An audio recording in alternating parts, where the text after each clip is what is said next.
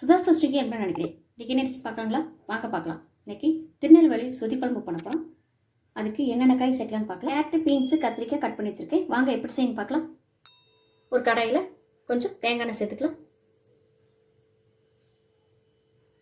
சொதி குழம்புக்கு தேங்காய் எண்ணெய் சேர்த்தா தான் நல்லாயிருக்கும்.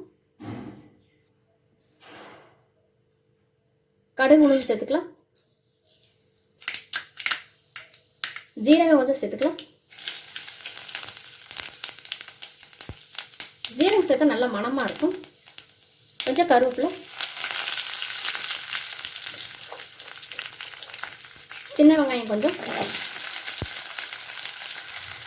எண்ணெயில் வெங்காயத்தை நல்லா வணக்கிக்கலாம். இஞ்சி, பூண்டு, பச்சை மிளகாய் சேர்த்து அரைச்ச விழுது சேர்த்துக்கலாம்.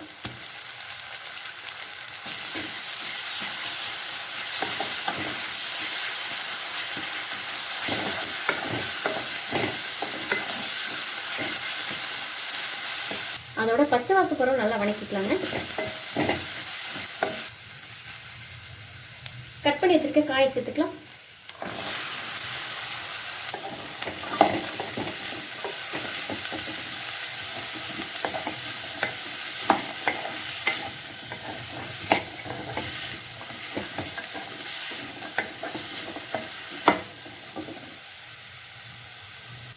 நல்லா கலந்து விட்டுக்கலாம். ரெண்டாவது டைம் எடுத்த தேங்காய் பாலுக்கு இதை சேர்த்துக்கலாம்.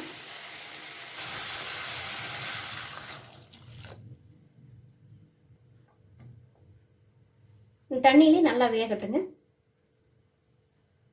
மஞ்சள் கொஞ்சம் சேர்த்துக்கலாம். காய் நல்லா வெந்துருச்சுங்க. வேக வச்சா பாசிப்பருப்பு கொஞ்சம் சேர்த்துக்கலாம்.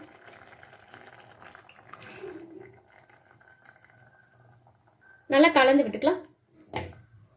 பருப்பு சேர்த்தனா ஒரு கொதி வந்தால் போதும். சொதிக்கு தேவையான உப்பு சேர்த்துக்கலாம்.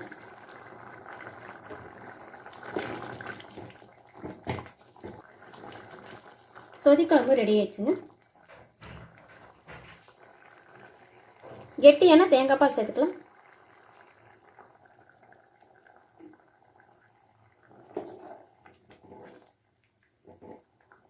தேங்காய் பால் ஊற்றினோன்னு கொதிக்க வைக்கக்கூடாதுங்க. அடுப்பு ஆஃப் பண்ணிடலாம்.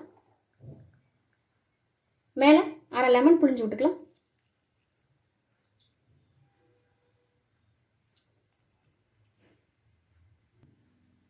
மல்லித்தலை சேர்த்துக்கலாம். சொதி குழம்பு ரெடி ஆயிடுச்சுங்க. நீங்களும் இந்த மாதிரி செஞ்சு பார்த்துட்டு எப்படி இருக்குன்னு சொல்லுங்கள். சுதா சிஸ்டர் சமையல் பார்த்ததுக்கு ரொம்ப நன்றிங்க.